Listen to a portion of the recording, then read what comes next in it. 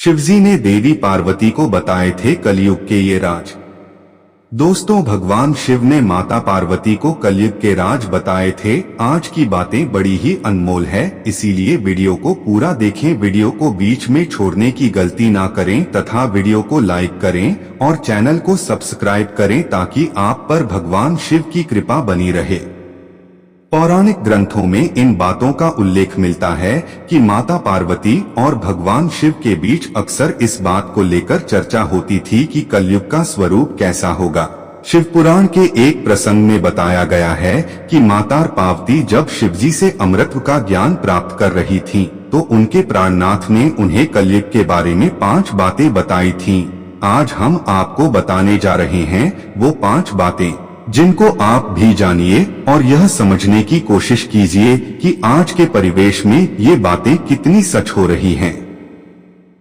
क्या है सबसे बड़ा धर्म और सबसे बड़ा पाप? क्या है सबसे बड़ा धर्म और सबसे बड़ा पाप?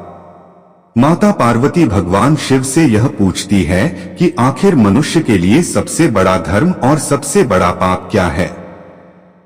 भगवान शिव ने उनकी शंका मिटाते हुए उन्हें उनके इस प्रश्न का उत्तर देते हुए कहा कि मनुष्य का सबसे बड़ा धर्म होता है सत्य बोलना तथा सत्य का साथ देना। मनुष्य यदि झूठ बोलता है अथवा वह झूठ का साथ देता है तो यह सबसे बड़ा पाप है।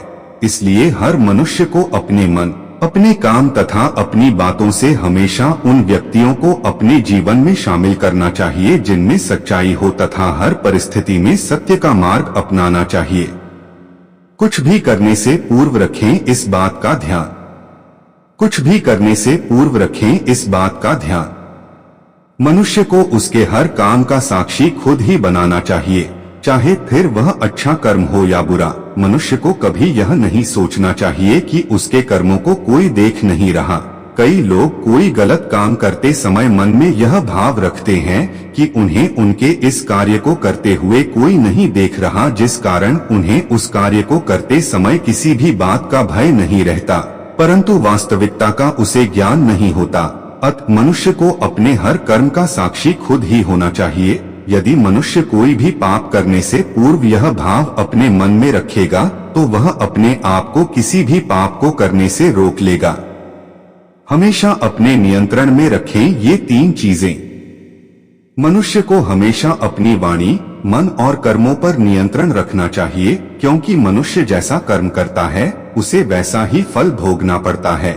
मनुष्य को कभी भी अपने मुंह से किसी के लिए भी अपशब्द नहीं निकालने चाहिए तथा उसे अपने मन को अपने नियंत्रण में रखना चाहिए, क्योंकि यदि मनुष्य इन पर अपना काबू नहीं रख पाता तो यही अंत में मनुष्य के सर्वनाश का कारण बनते हैं। सफलता पाने के लिए रखें इस बात का ध्यान। सफलता पाने के लिए रखें इस बात का ध्यान।